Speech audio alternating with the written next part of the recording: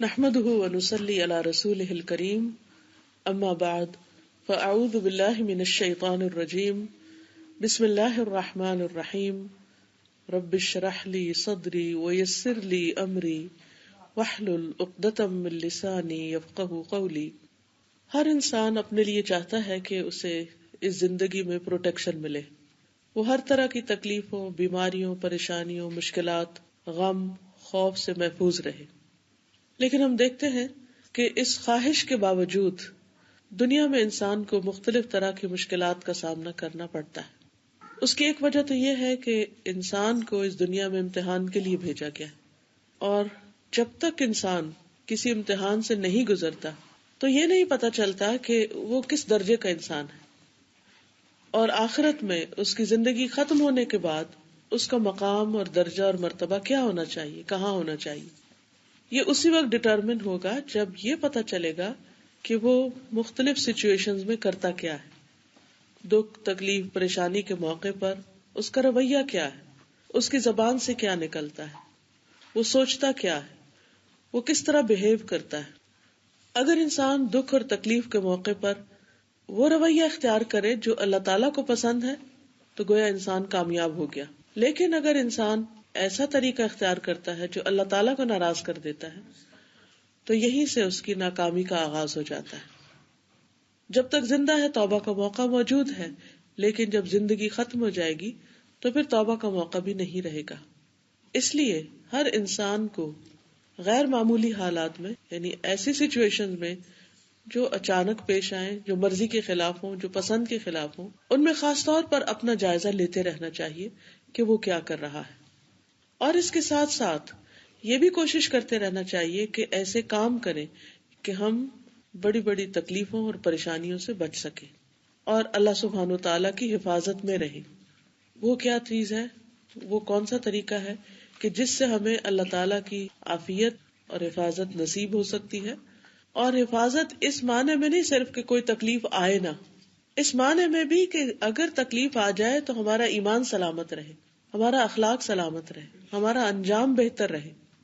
تو اس کے لیے ہمیں کیا کرنا ہوگا، اس بارے میں ہمیں ایک حدیث ملتی ہے، سنن الترمذی کی روایت ہے۔ عبداللہ بن عباس جو حضور صلی اللہ علیہ وسلم کے چچا عباس کے بیٹے ہیں، اور یہ ٹین ایجر تھے، ارلی ٹین میں تھے جب نبی صلی اللہ علیہ وسلم کا انتقال ہوا، لیکن بہت ہی ذہین اور بہت سمجھدار۔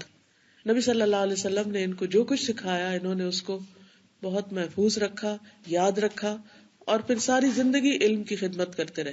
آپ کی بے شمار احادیث انہوں نے روایت کی، مفسر قرآن تھے۔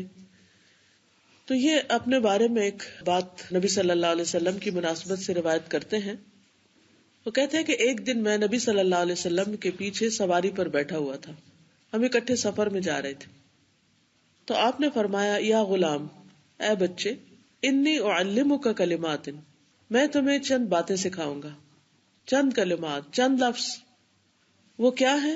احفظ اللہ یحفظک، احفظ اللہ، اللہ کی حفاظت کرو، یعنی اللہ تعالیٰ کے احکامات کی، اللہ کی بات کی، یحفظک، تو وہ تمہاری حفاظت کرے گا، وہ تمہارا نگہبان ہو جائے گا۔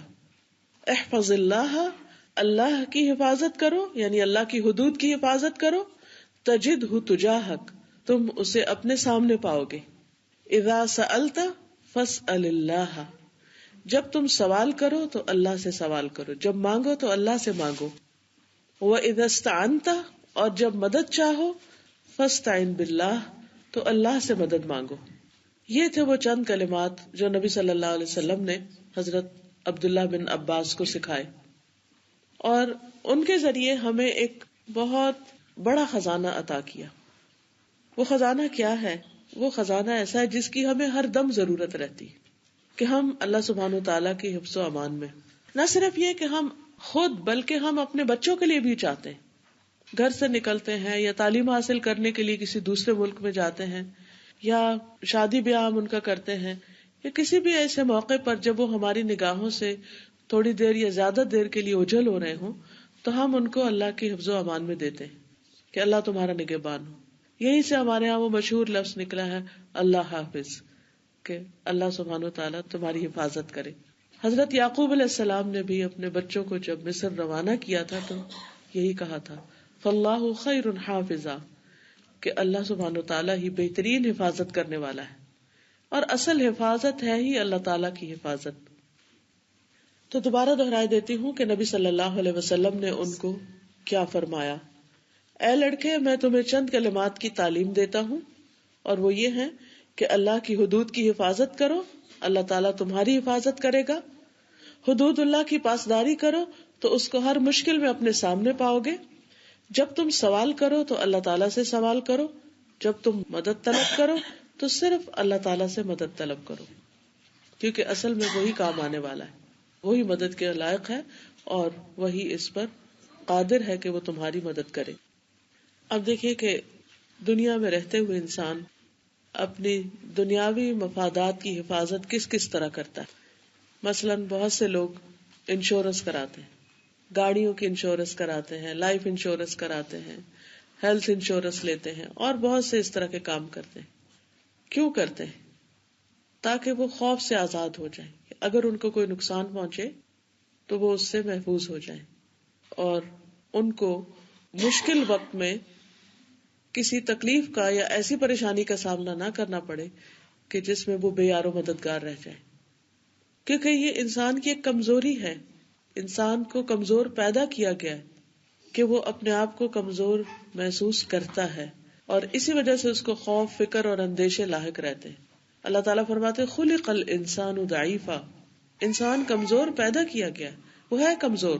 بعض اوقات ہمیں کوئی ایک نعمت ملتی ہے، جسمانی قوت ملتی ہے یا مال ملتا ہے، تو ہم اپنے آپ کو مضبوط محسوس کرنے لگتے ہیں، یا کسی کے پاس کوئی اتھارٹی ہوتی ہے، کوئی حکومت اس کو مل جاتی ہے، تو وہ سمجھتا ہے کہ اس کی کرسی بہت محفوظ ہے یا بہت مضبوط ہے، یا اس کے جان پہچان کے لوگ یا اس کا خاندان اس کے پشت پر ہے، تو ان چیزوں سے وہ اپنی حفاظت محسوس کرتا ہے۔ لیکن حقیقت میں اگر دیکھا جائے تو اللہ سبحانہ و تعالیٰ کے علاوہ جتنے بھی سہارے ہیں وہ سب کمزور ہیں، سارے ہی کمزور ہیں۔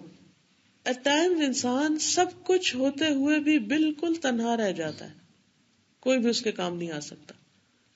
بیماری میں ڈاکٹرز کام نہیں آ پاتے، اسی طرح اچانک کسی مصیبت یا حادثے کے موقع پر بہت سی اور چیزیں انسان جن سے توقع رکھتا ہے کہ مدد کریں گے، مدد نہیں کرتے۔ اسی لیے انسان کبھی خوف اور غم سے نجات پا نہیں سکتا، اور ہر وقت اس کو ایک دھڑکا لگا رہتا ہے کہ پتہ نہیں کیا ہو جائے گا۔ کچھ لوگوں کو ویسے ہی ایک بیماری سی ہوتی ہے کہ وہ ہر وقت ایک خوف کا شکار رہتے ہیں کہ پتہ نہیں یہ چھت نہ گر پڑے، پتہ نہیں زلزلہ نہ آ جائے، پتہ نہیں کوئی حادثہ نہ ہو جائے، گھر سے نہیں نکل پاتے، گاڑی پر نہیں بیٹھ پاتے، کچھ لوگ لفٹ میں نہیں چڑھتے، وہ کہتے ہیں کہ کلاسٹروفوبک ہوتے ہیں، ان کو بند جگہوں سے گھبراہٹ ہوتی ہے، کچھ لوگ بلندی پر نہیں جا سکتے، کچھ لوگ اور کسی پریشانی کا شکار ہوتے ہیں، کوئی چھپکلی سے، چوہے سے، مینڈک سے، کاکروچ سے، چھوٹی چھوٹی چیزوں سے بے پناہ ڈرتے ہیں۔ یہ طبعی ڈر ہے، اس میں کوئی حرج نہیں ہے، ویری نیچرل۔ لیکن پھر بھی انسان کو اس زندگی کو انجوائے کرنے کے لیے اور ایک پروڈکٹیو لائف گزارنے کے لیے ان چیزوں کا چھوٹا موٹا خوف تو ٹھیک ہے، مگر اس درجے کا نہیں ہونا چاہیے کہ وہ انسان کے کام کے یا انسان کی پروڈکٹیو ہونے کے راستے میں رکاوٹ بن جائے۔ ایسا نہیں ہونا چاہیے کچھ بھی، کہ انسان انہی چیزوں کا شکار ہو کر کچھ کرنے کے قابل نہ رہے۔ مثلاً بزنس کرنا چاہتا ہے لیکن اتنے خوف کا شکار ہے کہ میرا تو پیسہ ہی ڈوب جائے گا، اس لیے وہ کوئی قدم نہیں اٹھاتا۔ سفر کرنا ہے اس کو، لیکن اتنے خوف کا شکار ہے کہ نہیں، میں اگر جہاز پہ بیٹھ گیا تو جہاز گر ہی جائے گا، اس لیے سفر کرنا چھوڑ دے۔ یا اور مختلف توہمات کا جب شکار ہو تو انسان قدم نہ اٹھا سکے، آگے نہ بڑھ سکے۔ تو ان چیزوں سے نکلنے کے لیے مضبوط قوت ارادی چاہیے، اور وہ کب آئے گی؟ جب انسان کو یہ یقین ہوگا کہ میرا رب میرے ساتھ ہے، اللہ پر توکل ہوگا، بھروسہ ہوگا، یقین ہوگا، اعتماد ہوگا کہ میرے ساتھ وہ ذات ہے کہ جس کو تھامنے کے بعد پھر انسان کی زندگی میں کوئی کمی نہیں رہتی۔ وہ ایسے سہارے کو تھامتا ہے کہ جو کبھی بھی ختم نہیں ہوگا۔ وَمَن يَكْفُرْ بِالطَّاغُوتِ وَيُؤْمِن بِاللَّهِ فَقَدِ اسْتَمْسَكَ بِالْعُرْوَةِ الْوُثْقَىٰ لَا انفصام لَهَا۔ وہ ایسے کڑے کو تھام لیتا ہے کہ جس کو ٹوٹنا ہے ہی نہیں، باقی سارے سہارے کچے۔ اور اللہ سبحانہ وتعالیٰ قرآن مجید میں ہمیں بتاتے بھی ہیں کہ اللہ سبحانہ وتعالیٰ کے علاوہ لوگ جس کسی اور کو پکارتے ہیں ان کی مثال ایسی ہے کہ جیسے عنکبوت، کہ وہ ایسا گھر بناتی جو سب سے کمزور گھر ہے. تو اللہ تعالیٰ کے علاوہ جن جن چیزوں کا ہم سہارا لیتے ہیں وہ سارے ہی سہارے کمزور اور کچے ہیں. یہی وجہ ہے کہ جب ہم کمزور سہاروں پر اعتماد کرتے ہیں تو ہم پریشانیوں سے اور اس قسم کے خوف سے نکل ہی نہیں سکتے. تو اس کے لیے کیا ضروری ہے کہ انسان اللہ تعالیٰ کا سہارا لے. لیکن آخر کیا مشکل ہے کہ ہم اللہ سے مانگتے ہوئے ڈرتے ہیں، جھجکتے ہیں، یقین نہیں ہوتا کہ ہماری دعا قبول ہوگی. ہم مشکل میں جب سارے ٹول آزما چکتے ہیں اور سب کام کرنا چھوڑ دیتے ہیں تو پھر اللہ سے مدد مانگتے ہیں. حالانکہ اللہ سبحانہ و تعالیٰ سے مدد تو سب سے پہلے مانگی جانی چاہیے، آغاز وہاں سے ہونا چاہیے. لیکن کیا وجہ ہے، وہ کیا دل کا چور ہے کہ جو ہمیں اللہ تعالیٰ پر پوری طرح یقین اور توکل کرنے نہیں دیتا؟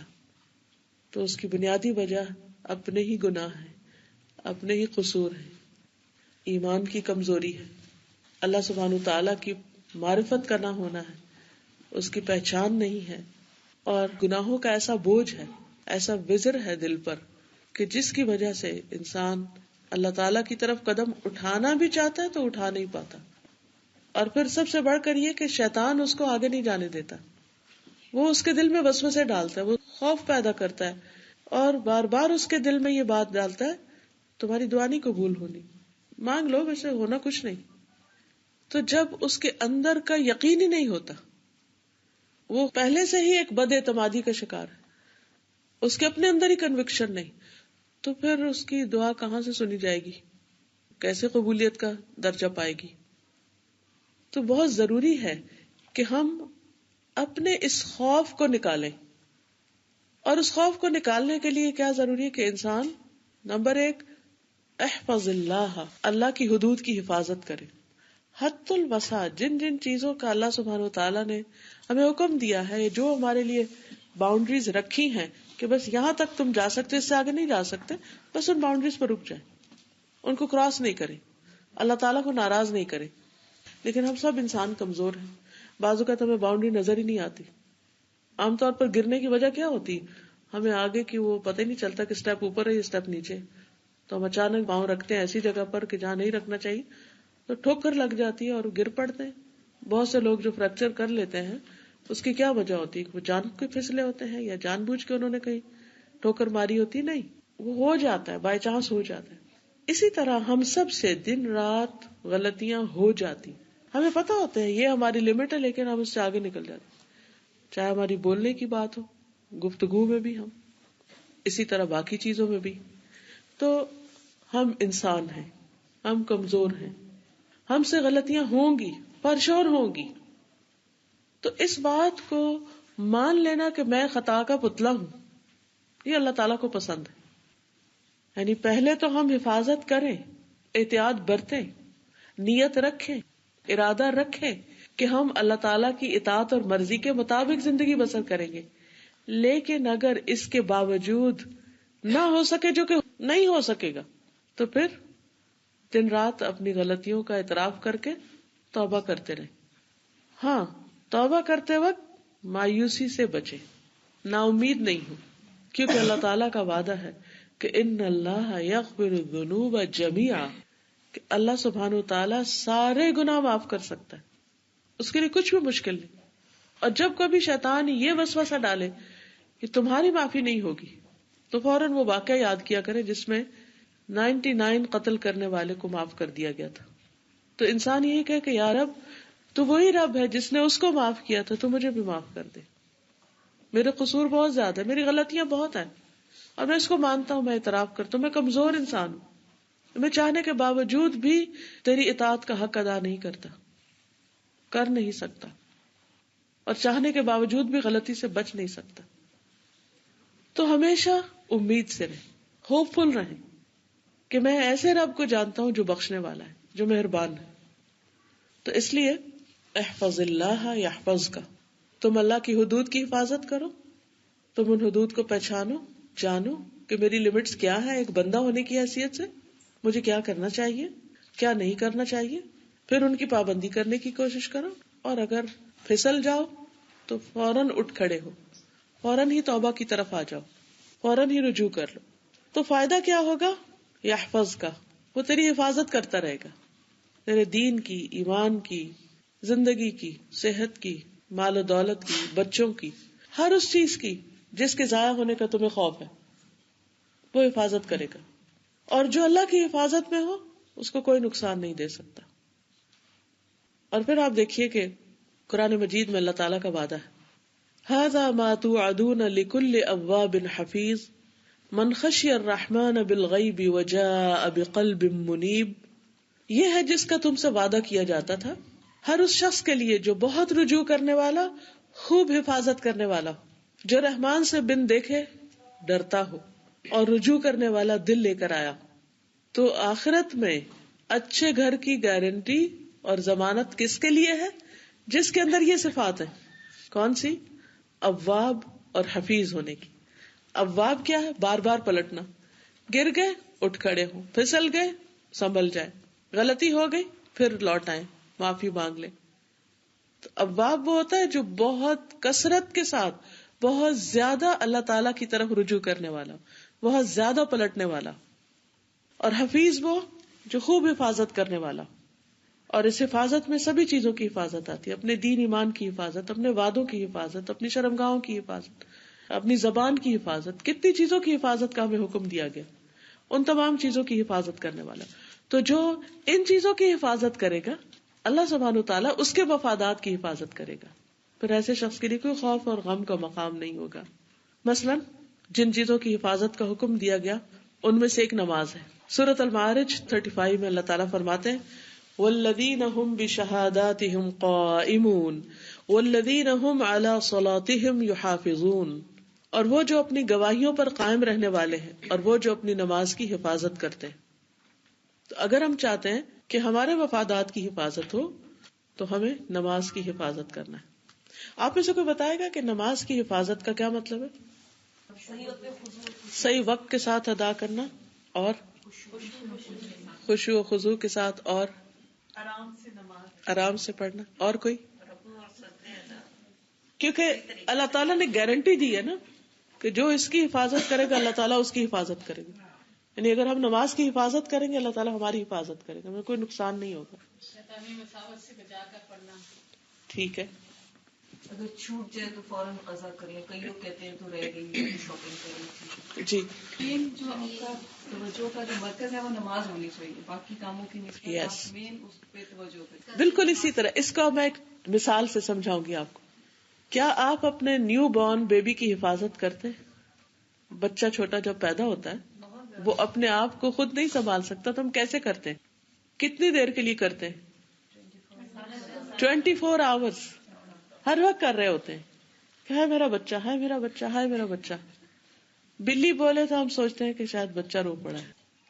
سارا وقت دھیان ماں کا کس طرف لگا رہتا ہے؟ بچے کی طرف. کہیں بھی ہو، ہے اس کو بھوک لگی ہوگی، ہے زیادہ سو گیا، ہے اب سویا نہیں ہے، اب ایسا ہو گیا ویسا ہو گیا.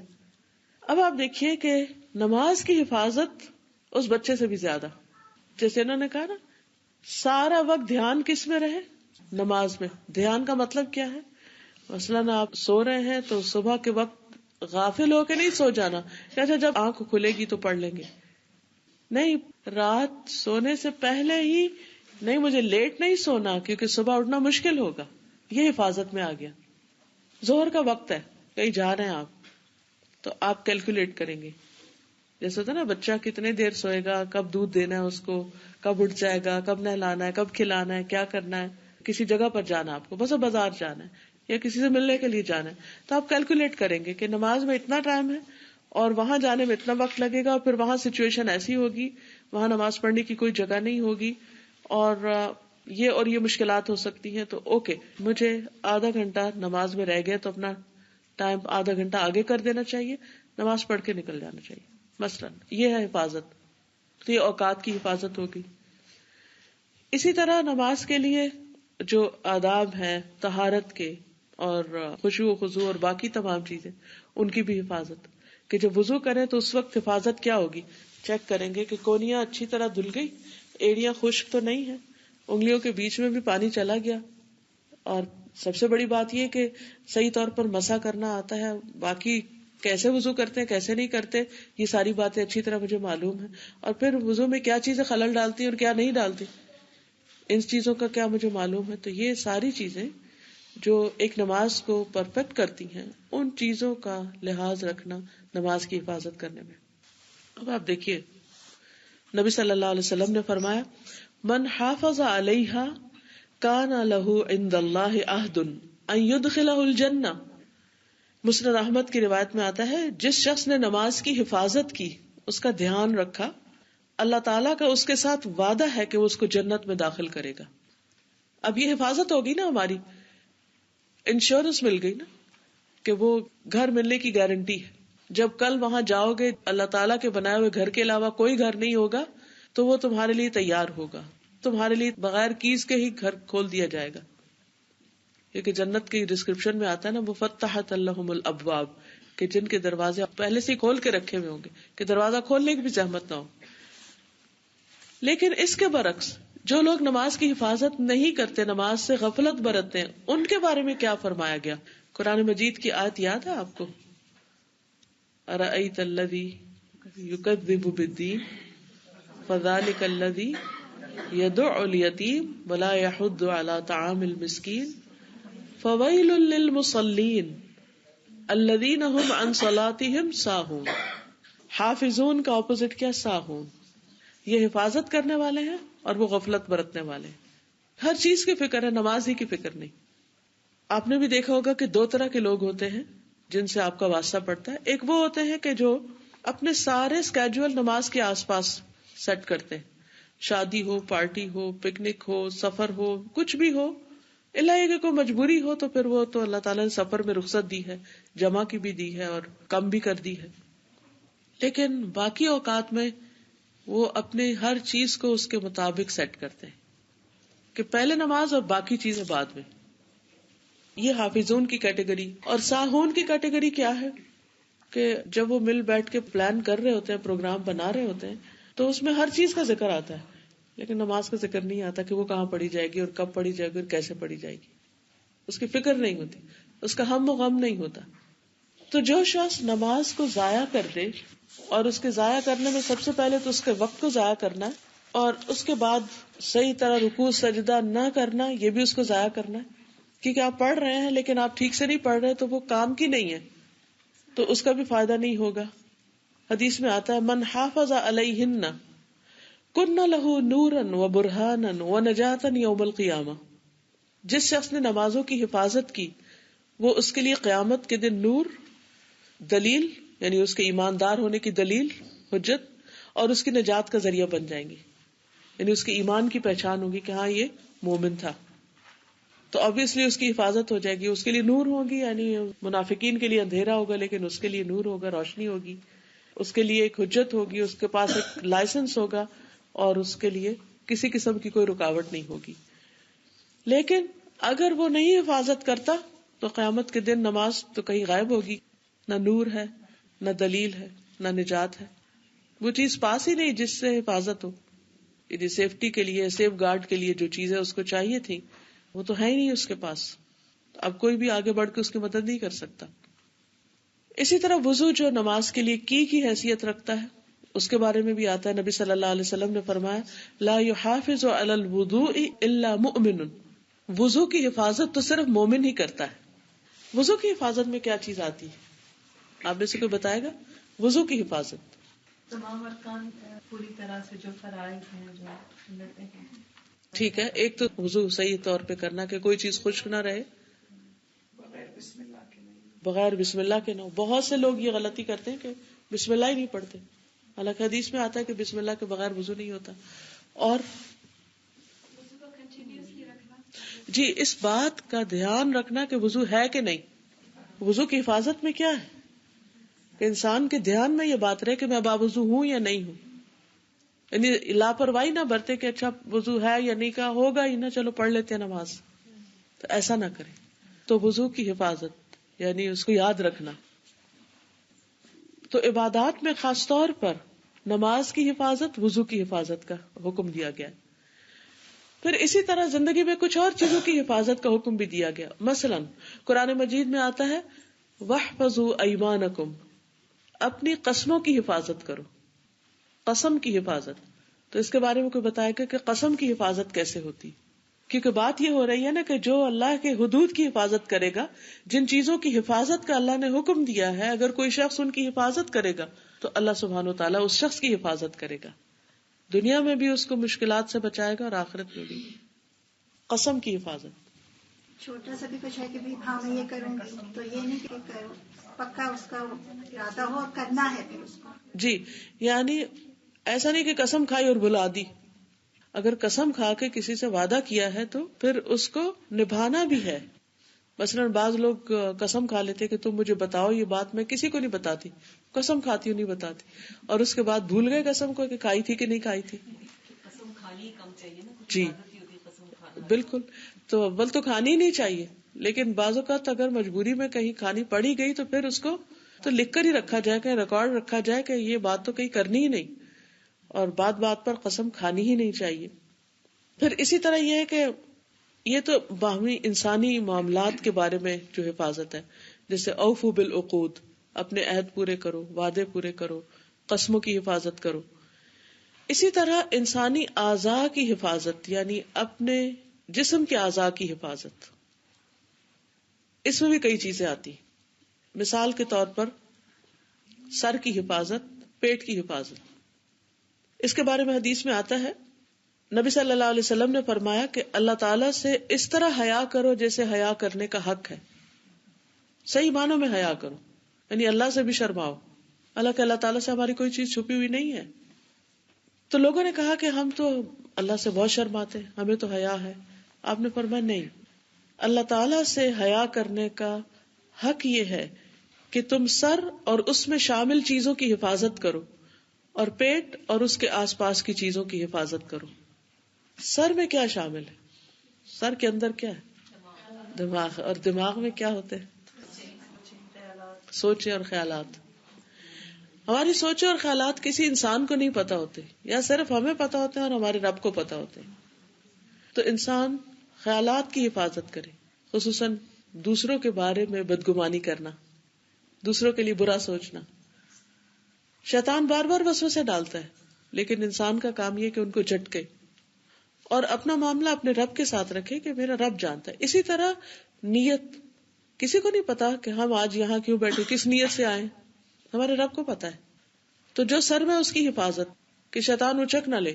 اچھا، حفاظت کس چیز سے ہوتی ہے؟ مثلا آپ دیکھا ہوگا کہ اگر آپ باہر کوئی چیز رکھ دیں تو پرندے اچک کے لے جاتے ہیں، بلی کھا جائے گی، کوئی اور چیز نقصان دے جائے گی. تو آپ ایسی چیزیں جو باہر رکھنے سے نقصان ان کو ہو سکتا ہے، اور ان کو یا تو ڈھانکتے ہیں یا کسی چیز کے نیچے رکھتے ہیں.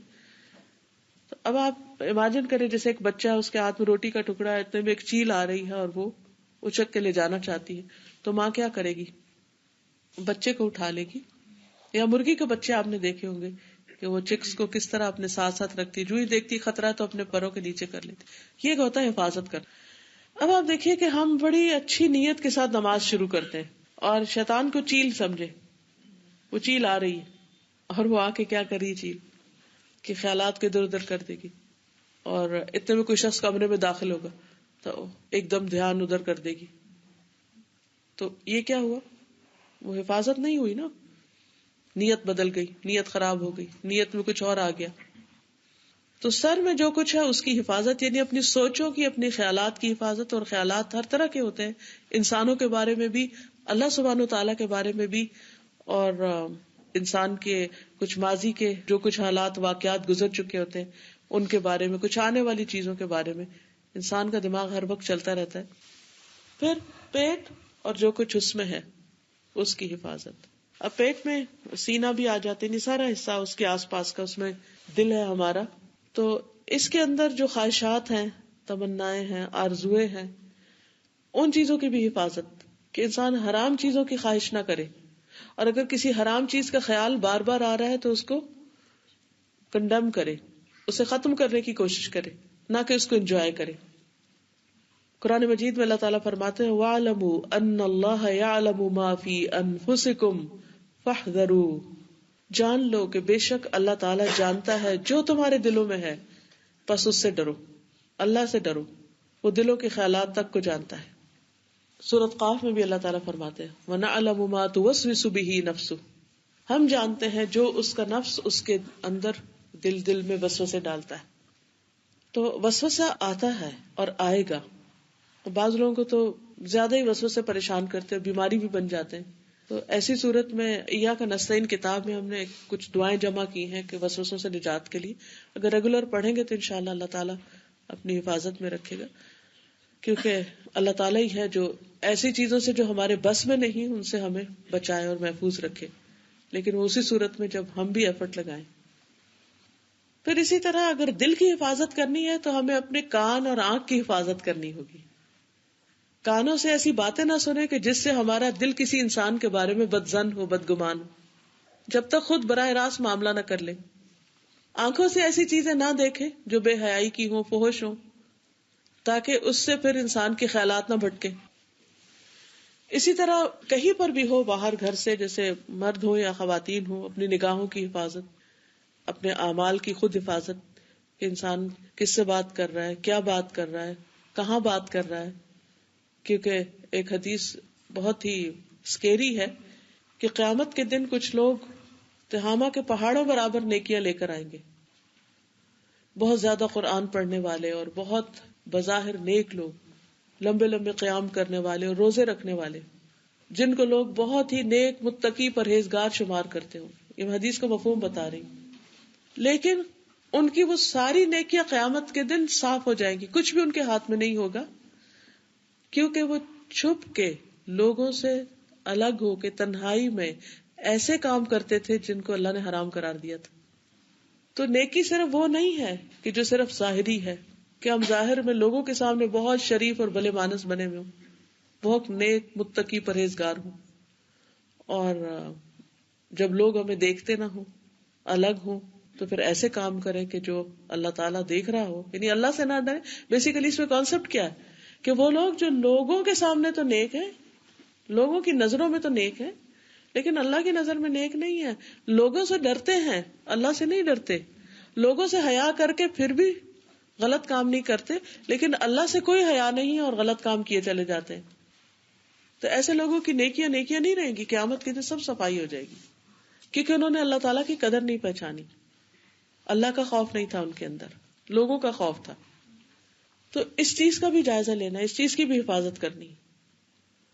تو کان اور آنکھ، یعنی کان سے انسان ایسی باتیں نہ سنے کہ جس سے اس کے ایمان میں، حیا میں، اس کے مقدس رشتوں میں خلل آئے. اسی طرح ایسے نظارے، ایسے سین نہ دیکھے کہ جس سے اس کا دل بے حیائی کی طرف مائل ہو. تو ان السمع والبصر والفؤاد کل اولئک کان عنہ مسئولا، بے شک کان، آنکھ اور دل، ان میں سے ہر ایک سے سوال کیا جائے گا.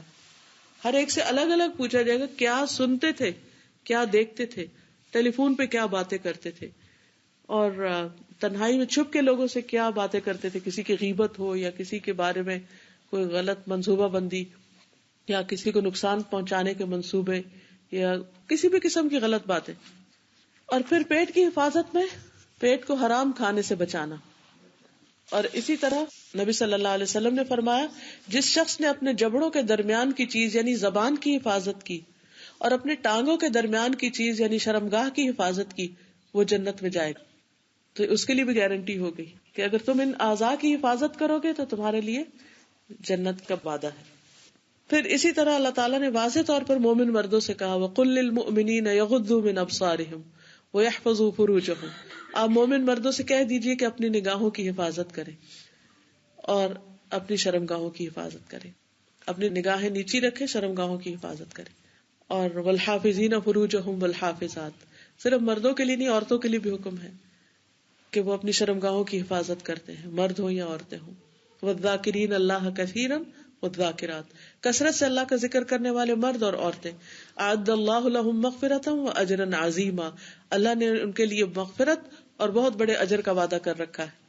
پھر اسی طرح قد افلح المؤمنون، یقیناً کامیاب ہو گئے وہ مومن جو اپنی نماز میں خشوع اختیار کرنے والے ہیں، عاجزی اختیار کرنے والے ہیں، وہ جو اللہ کاموں سے منہ موڑنے والے ہیں، وہ جو زکوٰۃ ادا کرنے والے ہیں، وہ جو اپنی شرمگاہوں کی حفاظت کرنے والے ہیں، مگر اپنی بیویوں یا ان عورتوں پر جن کے مالک ان کے دائیں ہاتھ ہیں، بے شک وہ ملامت کیے ہوئے نہیں ہے.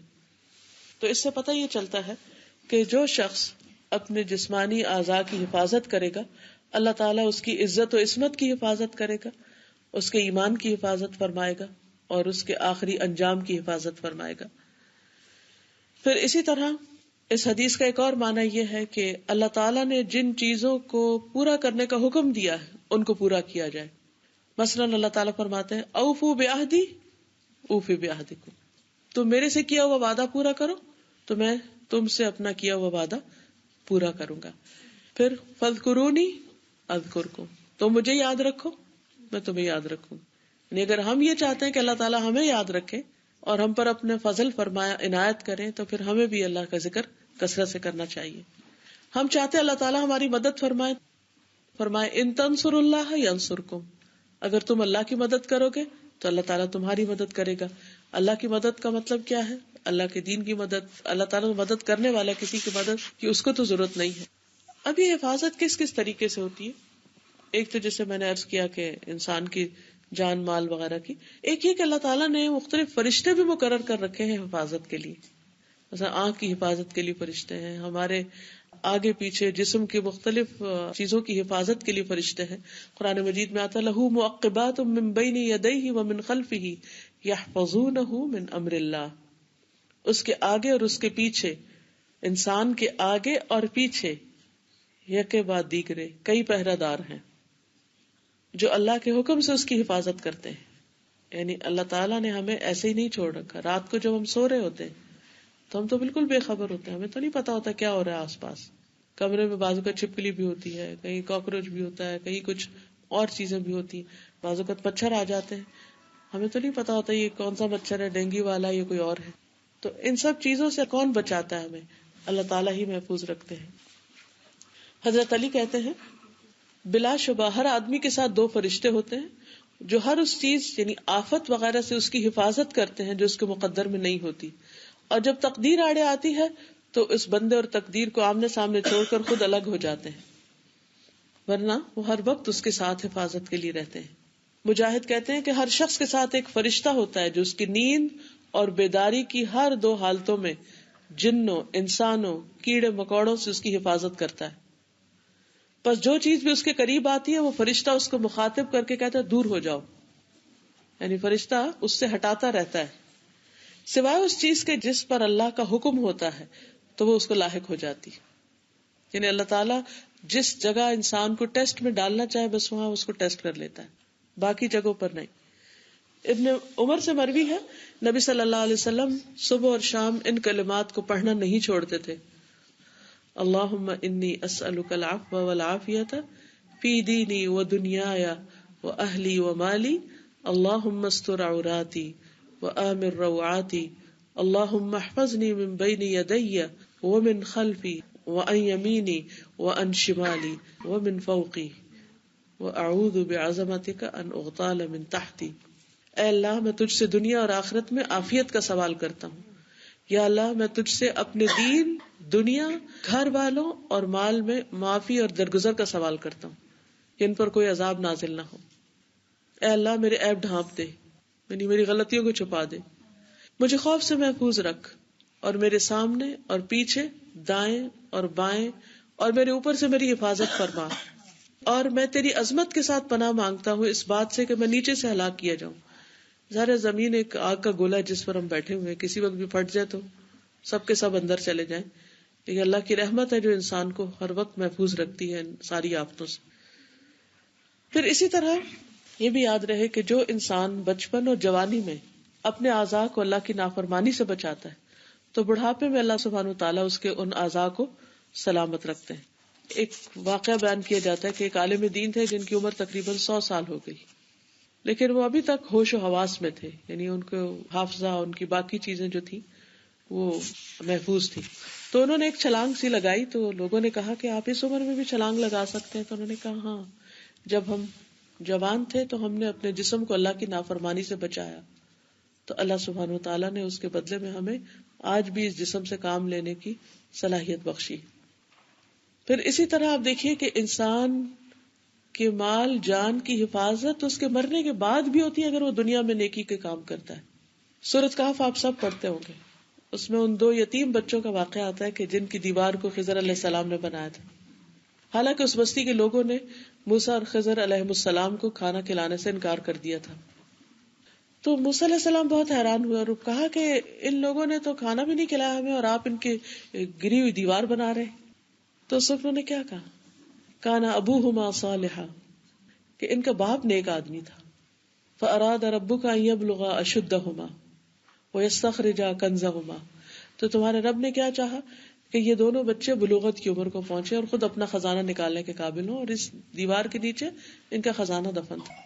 تو کہاں موسیٰ علیہ السلام نے ایسا جواب دیا جو اللہ تعالیٰ کو پسند نہیں آیا، کہاں انہوں نے مزید سیکھنے کی خواہش ظاہر کی، کہاں خضر علیہ السلام آئے، کہاں وہ دونوں کشتی پر بیٹھ کر گئے، ان کی تلاش میں کتنا سفر کیا، پھر وہ ان کے ساتھ کشتی پر روانہ ہوئے، پھر مختلف جگہ پر مختلف جو واقعات پیش آئے.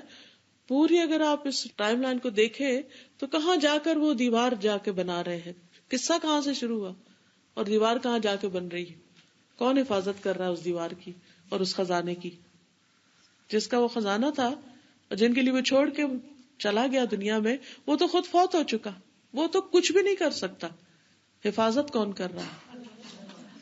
اگر ہم چاہتے ہیں ہمارے بچوں کی حفاظت ہو جب ہم زندہ ہیں، جب ہم فوت ہو جائیں، ان کے ایمان کی حفاظت ہو، ان کے مال کی حفاظت ہو، ان کی جان کی، ان کی اولاد کی، کیونکہ انسان اپنے بعد سب سے زیادہ اپنے بال بچوں کی فکر کر رہا ہوتا ہے.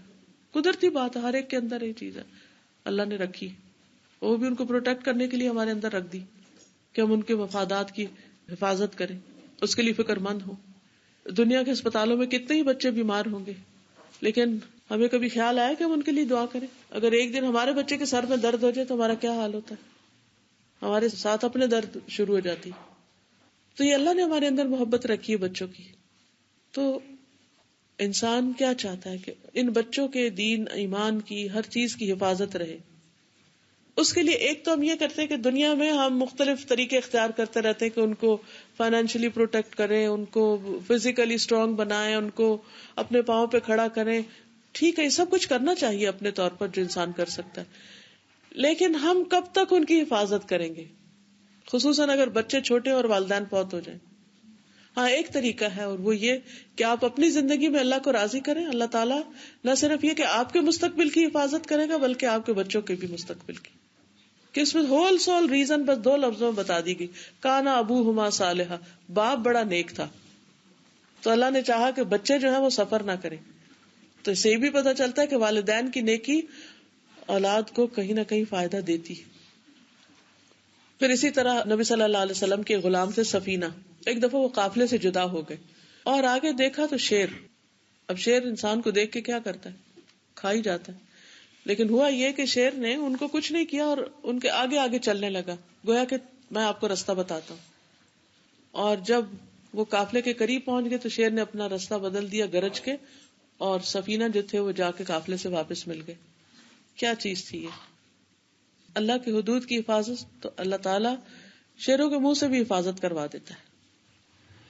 پھر اسی طرح یہ ہے کہ رات کو سوتے وقت کی جو دعائیں ہیں ان میں بھی بہت خوبصورت دعائیں ہیں 2-3. اس میں ایک دعا آتی ہے نا، وَإِن قَبَضْتَ نَفْسِي فَارْحَمْهَا وَإِنْ أَرْسَلْتَهَا فَاحْفَظْهَا بِمَا تَحْفَظُ بِهِ عِبَادَكَ الصَّالِحِينَ، کہ اگر تو سوتے وقت میری روح قبض کر لے، یعنی مجھے فوت کر دے، کیونکہ بعض لوگ سوتے ہوئے نہیں دوبارہ اٹھتے، تو اس کی حفاظت کرنا. اور اگر تو مجھے نیند سے اٹھا کر میری روح کو واپس چھوڑ دے تو بھی اس کی حفاظت کرنا، جس سے تو اپنے نیک بندوں کی حفاظت کرتے. یعنی دونوں حالتوں میں میں اپنے آپ کو تیرے سپرد کر رہا ہوں. ایک اور دعا جو بہت ہی خوبصورت ہے، آپ آزما کے اس کو دیکھیے، میں نے اسے بہت مفید پایا. ہوتا یہ کہ جب ہم سونے لگتے ہیں تو ہمارے دل میں طرح طرح کے وسوسے آنے لگتے ہیں، فلاں کام کا کیا ہوگا، فلاں. خاص طور پر آپ دیکھیے اگر آپ نے صبح ٹریول کرنا ہو، یا آپ کا ایگزام ہو، یا آپ کے گھر میں مہمان آنے ہو، تو کیا ہوتا ہے؟ ساری رات آپ پہلے سے سفر شروع کر دیتے ہیں. اور جس دن مجھے یہاں آنا تھا تو میں دیکھ رہی تھی کہ سارے لوگ جہاز میں چلے گئے ہیں اور ابھی ہم نہیں گئے، اور ہر ایک کو اس قسم کے خواب آتے ہیں. پھر اسی طرح اگر ایگزام ہو تو آپ ساری رات پرچہ حل کرتے رہتے ہیں. کسی نے آنا ہو تو آپ گھر ہی صاف کر رہے ہوتے ہیں خواب میں بھی. قدرتی سی بات ہے. بچوں کی شادی ہو، کوئی رشتے کا معاملہ ہو، تو ہم سو رہے ہوتے ہیں لیکن دماغ ہمارا نہیں سوتا. مسلسل گھوم رہا ہوتا ہے خیالوں میں. اس کے لیے اتنی بہترین دعا ہے جو سوتے وقت کی دعاؤں میں سے اگر آپ توجہ کے ساتھ اس کو پڑھیں تو 2 فائدے ہوں گے. ایک تو یہ کہ بڑی پرسکون نیند سوئیں گے. دوسرے یہ کہ آپ انشاءاللہ اس معاملے کو جب اللہ کے سپرد کر دیں گے تو اللہ تعالیٰ اس کی ٹیک کیئر کرے گا. اور وہ دعا ہے اللہم انی اسلمت نفسی الیک. اے اللہ میں نے اپنا نفس تیرے سپرد کر دیا، تیری حفاظت میں دے دیا. ووجہت وجہی الیک، اور میں نے اپنا چہرہ آپ کی طرف متوجہ کر لیا.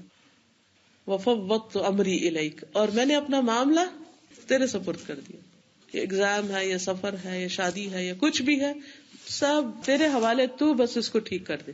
اور اس جگہ پر آ کر وفوضت امری الیک پوری طرح توجہ سے آپ جو بھی آپ کے دل پر بوجھ ہے، پریشانی ہے، فکر ہے، اس سارے کو اللہ کے حوالے کر دے. وَأَلْجَأْتُ ظَهْرِي إِلَيْكَ رَغْبَةً وَرَهْبَةً إِلَيْكَ، اور میں نے اپنی کمر تیری طرف متوجہ کر لی، یعنی تیری پناہ میں دے دی، ڈرتے ہوئے بھی اور رغبت کے ساتھ بھی اور خوف کے ساتھ بھی.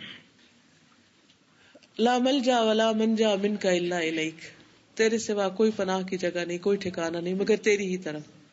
آمنت بکتابک الذی انزلت، میں تیری اس کتاب پر ایمان لایا جو تو نے اتاری. وبنبیک الذی ارسلت، اور اس نبی پر ایمان لایا جو تو نے بھیجا. بہت چھوٹی سی دعا ہے، اسے آپ لکھ کے بھی رکھ سکتے ہیں اپنے سائڈ ٹیبل پر. ہم نے اس کو الگ سے لکھ کے چھاپ کر بھی سب کے لیے اویلیبل کیا ہوا ہے. جی، یہ جو حسن حسین کتاب ہے نا، اس میں سونے کے اذکار میں ہوگی یہ دعا. تو اس قدر سکون دینے والی، اس قدر بے فکر کر دینے والی، بے خوف کر دینے والی دعا ہے. اور میں نے اتنی دفعہ اس کو آزمایا. مثلا پچھلے دنوں حج پہ جانا تھا اور آخری دن تک کچھ سمجھ میں نہیں آ رہا تھا کہ جانا ہے یا نہیں جانا، اور کیا ہوگا اور کیا نہیں، اور اگر ہو جاتا ہے تو اتنی تھوڑی دیر کی تیاری کیسے ہوگی اور سب چیزوں کا کیا بنے گا. تو مجھے جس وقت خیال آتا، اور پھر یہ کہ جانے کے بعد کی فکر مجھے الگ آتی. ایک تو یہ تھی جانے کی، اور جانے حج ہوگا کیسے، کیونکہ حج تو حج ہے. تو مجھے یہ ہوتا تھا کہ یا رب العالمین آسانیاں کر دینا اور سارے ارکان جو ہے وہ صحیح طور پر ادا ہوں. تو میں یہی دعا پڑھتی، وفوضت امری الیک. مجھے نہیں پتا، میرے بس میں کچھ نہیں، سارا معاملہ تیرے حوالے، تو کر سکتا، میں نہیں کر سکتی. تو اس سے ہونا تو وہ ہے جو اللہ کو منظور ہو، لیکن وہ جو ایک سکون کی کیفیت ہے وہ بے بہا ہو جاتی. یعنی ایسی خوشی، ایسا اطمینان، ایسی راحت کہ جس کا انسان تصور ہی نہیں کر سکتا. لگتا اب نہ کوئی خوف ہے، نہ کوئی غم ہے، نہ کوئی فکر ہے، نہ پریشانی. ہمارے ہاتھ میں کیا ہے، ہم کیا کر سکتے ہیں؟ ہم پریشان بھی ہوں، ہم بھاگ دوڑ بھی کریں، ہم سوئیں بھی نہ، ہم جاگ کے سب کچھ کرتے نہیں، کچھ نہیں ہو سکتا. اپنے حد تک کوشش کر لی، اپنی ایفرٹ جو ہم لگا سکتے لگا دی، باقی اللہ کے حوالے. اسی طرح کوئی بھی چیز اگر آپ سمجھتے بزنس کا معاملہ ہے یا بچوں کا ہے یا ان کے گھر کا ہے یا ان کے بچوں کی ولادت کا یا کچھ بھی، جو چیز بادر کر رہی ہے اس کو اللہ کے حوالے کر دیں. اور پھر یہ دعا حضرت عمر رضی اللہ تعالیٰ عنہ سے روایت ہے کہ نبی صلی اللہ علیہ وسلم نے ان کو یہ کلمات پڑھنے کی تاکید کی تھی. اللہم احفظنی بالاسلام قائما واحفظنی بالاسلام قاعدا واحفظنی بالاسلام راقدا ولا تطع فی عدوا ولا حاسدا. اے اللہ میرے قیام میں اسلام کے ساتھ میری حفاظت کر، یعنی جب میں کھڑا ہوں تو تب بھی میں ایک مسلمان کی حیثیت سے کھڑا ہوں اور اس کی حفاظت کر. میرے بیٹھے میں بھی اسلام کے ساتھ میری حفاظت کر، اور میرے سونے میں بھی اسلام کے ساتھ میری حفاظت کر، اور میرے متعلق کسی دشمن اور حاسد کی بات نہ ماننا. میں نے اگر وہ میرے خلاف کوئی بد دعا کرتا ہے یا میرے بارے میں کوئی پلاٹنگ کرتا ہے تو اس کی بات نہ سننا. تو بہرحال خلاصہ آج کی ساری گفتگو کا یہی ہے کہ انسان اگر اللہ تعالیٰ کی حدود کی حفاظت کرتا ہے اور اللہ تعالیٰ کی مدد لیتا ہے اور اللہ سے کیے ہوئے وعدوں کو پورا کرتا ہے، اللہ کا ذکر کرتا ہے، اللہ تعالیٰ کی طرف رغبت کرتا ہے، تو اللہ تعالیٰ اس کو تنہا نہیں چھوڑتا.